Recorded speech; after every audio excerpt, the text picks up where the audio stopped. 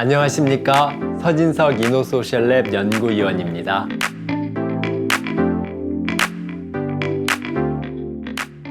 이전 강의에서 인권 경영이 무엇이고 어떤 관점에서 접근해야 할 것인지에 대해서 알아봤는데요. 가장 중요한 것은 그렇다면 인권 경영을 어떻게 실행해야 하는가 이것이죠. 이를 5번째, 6번째 두 개의 강의를 통해서 알아보겠습니다. 먼저 인권 경영 추진 프로세스를 볼까요? OECD에서 2018년에 발간한 책임 있는 기업 행동을 위한 기업 실사 지침. 이 지침은 주요 방향을 잘 밝혀주고 있습니다. 앞선 강의에서 인권 실사를 강조했는데요. 인권 실사는 인권 경영의 핵심입니다. 이 인권 실사 프로세스 앞뒤로 인권 정책 선언과 구제 절차를 넣으면 인권 경영 전반적인 프로세스가 완성된다 해도 과언이 아니죠. 인권 경영 추진 프로세스는 크게 6단계로 나눠볼 수 있습니다. 첫 번째는 인권 정책 선언입니다. 두 번째는 인권 역량 평가고요. 세 번째는 통합과 조치, 네 번째는 추적과 검증, 다섯 번째는 소통과 보고, 여섯 번째는 구제 절차입니다. 그러면 이 6단계를 하나씩 살펴보도록 하겠습니다. 첫 번째 단계는 인권 정책 선언입니다. 인권 경영을 제대로 하기 위해서는 인권 경영에 대한 방향을 가지고 있어야겠죠. 그래서 많은 기업들이 인권 정책을 수립하고 이를 선언하고 있습니다.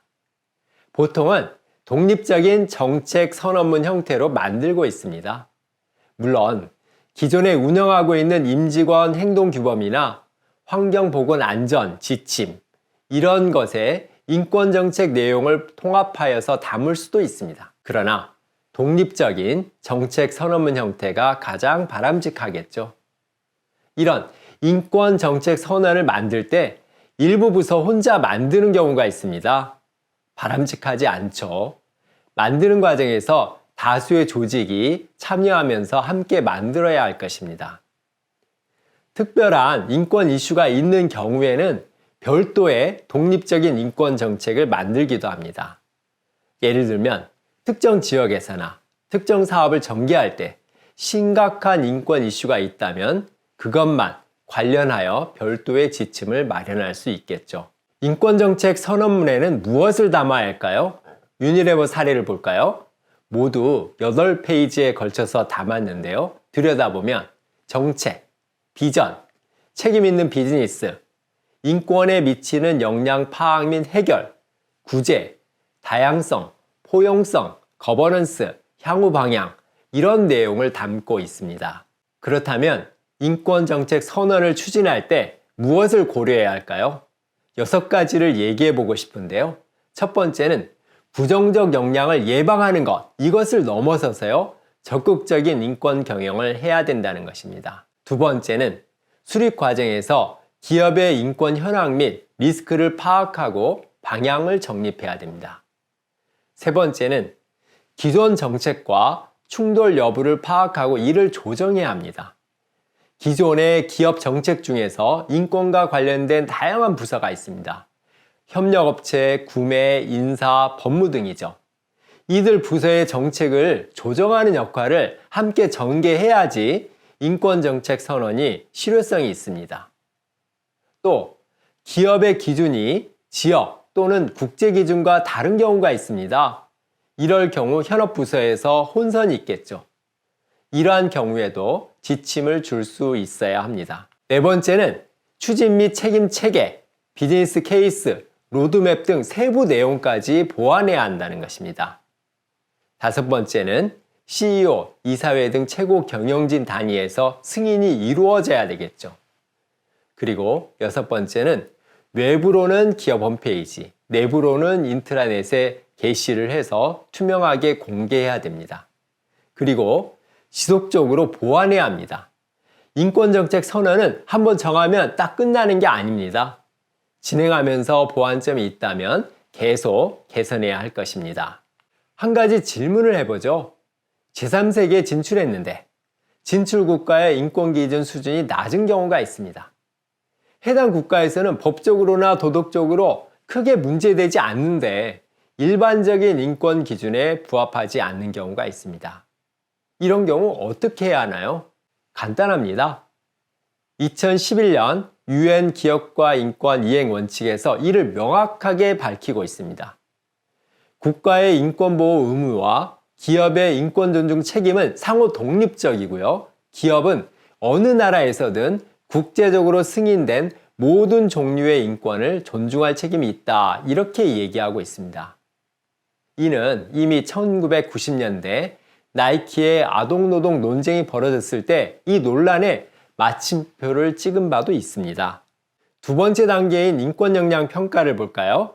인권 역량 평가 관련해서 국제적으로 통용되는 대표적인 가이드라인이 있습니다. 바로 덴마크 인권기구가 2020년에 내놓은 인권 역량 평가 지침 및 툴박스, 즉 HRIA입니다.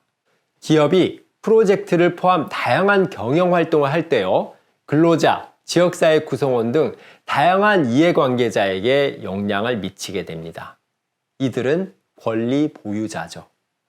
HRIA는 이 권리 보유자들이 인권을 누리는데 부정적 영향이 없는지 찾아내고요, 이해하고 평가하고 그리고 해결하기 위한 프로세스를 제시하고 있습니다. 이 평가 절차에서 HRIA가 특히 강조하고 있는 것이 있습니다. 바로 권리 보유자 및 기타 이해관계자의 참여가 필수적이라는 것입니다. 인권 역량 평가는 보통 배경조사와 현장조사 등으로 이루어지죠. 이 과정에서 권리 보유자이자 이해관계자들의 유의미한 참여가 보장돼야 합니다. 단지 내부 이해관계자 위주로 진행될 경우에는요, 정당성이나 신뢰성, 전문성을 의심받게 될 것입니다. 이렇듯 이해관계자 참여는 HRIA에서 각 절차 단계마다 필요한 핵심 교차 구성 요소입니다. 그러면 HRIA의 인권 역량 평가 5단계 절차를 하나씩 살펴볼까요? 첫 번째는 계획 및 범위 설정입니다. 어떤 사업 프로젝트, 또 어떤 국가, 어떤 지역을 해야만 하는지 정해야 되겠죠. 이때 취약하고 주변화시킬 위험이 더 큰 그룹에 대해서는 특별한 관심을 가지고 범위에 포함시켜야 합니다. 이해관계자 협의에서요, 평가 대상과 범위를 선정하는 것도 매우 좋은 방법입니다. 계획 수립 시에 추진 조직도 구성해야 할 텐데요. 인권 역량 평가의 독립성을 보장하기 위해서요, 외부 전문가를 포함해서 팀을 구성하는 것이 필요합니다. 어떤 사업 프로젝트, 또 어떤 국가, 어떤 지역에 대해서 인권 실사를 해야 하는지 정해야 한다고 했는데요. 하나의 사례를 볼까요? 스웨덴 통신장비 제조사 에릭슨 사례입니다. 특정 기술에 초점을 둔 인권 역량 평가 사례입니다. 에릭슨은 5G로 인한 4차 산업혁명이 인권에 어떤 영향을 미칠지 이것에 대해서 2021년에 별도의 분석을 했습니다. 기술이 발달할수록요, 균등하지 않은 5G 확산이 일어나죠. 그리고 디지털 격차가 일어나겠죠. AI와 관련된 인권 문제 또한 증가할 것입니다. 특히 코로나로 인해서요, 비대면 서비스 등 새로운 기술, 새로운 서비스가 나오는 경우에는 인권을 해칠 가능성이 없는지 분석해 봐야 되겠죠. 또 5G로 디지털 전환이 빠르게 진행되면 어떤 영향이 있을까요? 플랫폼 노동이 늘어나겠죠. 무인 자동화 많아질 것입니다. 이런 영향이 클 텐데 이 또한 분석할 필요가 있을 것입니다. 그 외에도요, 공급망 역량, 프라이버시 등 다양한 인권 역량이 있을 것입니다. 이렇게 다양한 관점에서 인권 역량을 평가하고 이에 대한 대처 방안이 없는지 살펴봐야 할 것입니다. 해외 산업 진출 시에도요, 특히 인권 침해 우려가 높은 국가로 진출하는 경우에는 별도의 인권 역량 평가를 해야 되겠죠. 노르웨이 통신회사 텔레노르 사례입니다.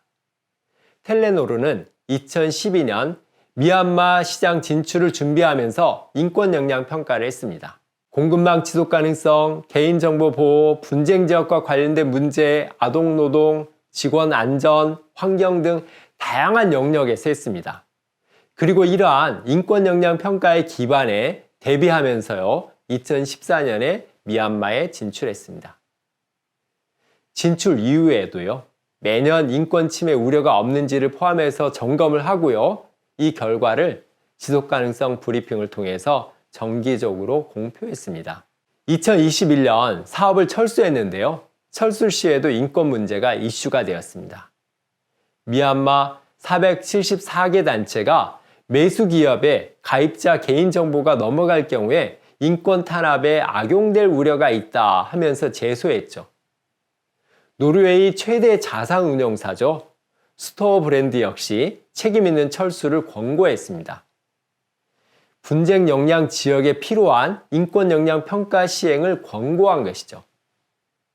이렇듯 인권 역량 평가는 인권 침해 우려가 있는 경우에는요, 좀 더 별도로 깊이 있게 수행해야만 합니다. 두 번째는 데이터를 수집하고 상황을 분석하는 것입니다. 데이터는 다양한 방법으로 수집해야겠죠? 설문조사, 익명 인터뷰도 있고요, 포커스 그룹 인터뷰, 현장 조사, 이렇게 다양한 방법을 활용합니다. 그 과정에서 주의해야 할 것이 체크리스트에 의해서 예, 아니요, 이런 식으로 단순히 확인하는 것은 지양해야만 합니다. 그렇게 해서는 이해관계자의 참여를 이끌어내기 어렵죠. 또 인권 침해를 방지하고 완화하고 구제하기 위한 충분한 근거를 마련하기 어려울 것입니다. 세 번째는 역량을 분석하는 것입니다. 직접적으로 인권 침해를 야기하고 있는지, 인권 침해를 부추기거나 도움을 주고 있는지, 또는 자회사, 공급업체, 소비자와의 관계에서 인권 침해를 야기하거나 기여하고 있는지 직접 연결된 역량까지 분석해야 합니다. 앞에서 직접 연결된 역량까지 분석해야 한다, 이렇게 말했는데요. 이는 인권 침해 흔적이 자신의 제품 서비스에 남아있는지 그 역량을 평가해야 한다는 것입니다. 즉, 가치사슬 전반을 보라는 것입니다. 한 사례를 하나 볼까요?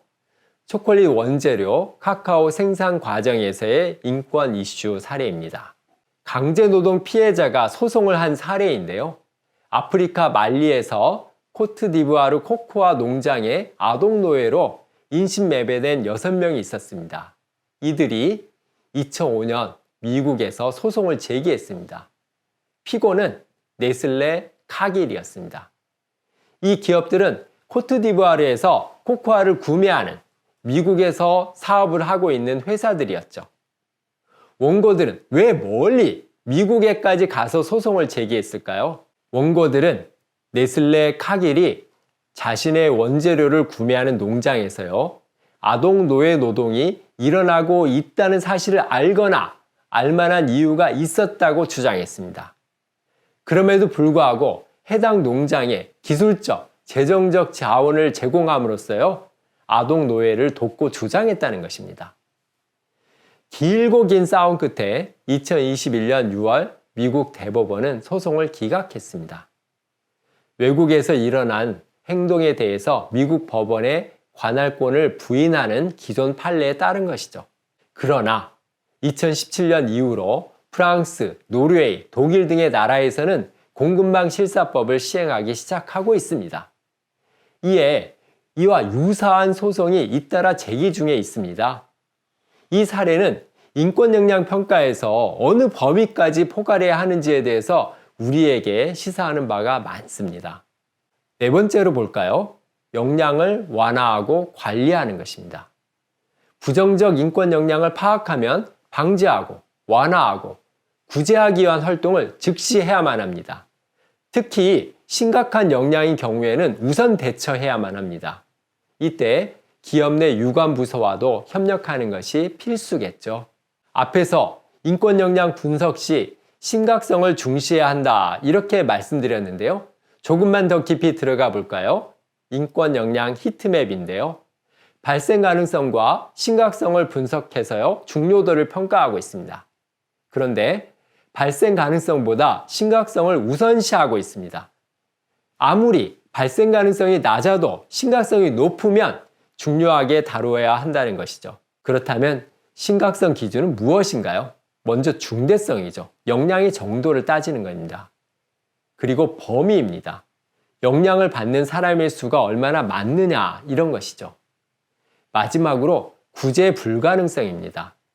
지체 없는 조치를 취하지 않았을 경우에 항구적으로 구제될 수 없는 경우에는 심각성을 높게 봐야 합니다. 마지막으로 보고 및 평가입니다. 인권 역량 평가 절차와 결과를 투명하게 보고해야만 합니다. 이러한 보고의 궁극적인 목적은요, 해당 기업이 인권 경영을 잘하고 있으니 자랑하라는 것이 아닙니다.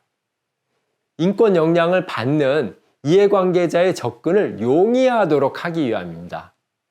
대외적으로 투명하게 공개하면요, 이해관계자의 피드백을 좀 더 쉽게 받을 수 있습니다. 이는 인권 경영에서 이해관계자의 참여권을 보장해야 한다라고 했는데요. 이것의 중요한 하나의 방법이기도 합니다. 또한 보고한 이후에는 지속적으로 이행 성과를 모니터링하고 조치를 보완해야 할 것입니다. 다음 단계의 인권 경영 실행 방안은 다음 강의를 통해 말씀드리겠습니다. 고맙습니다.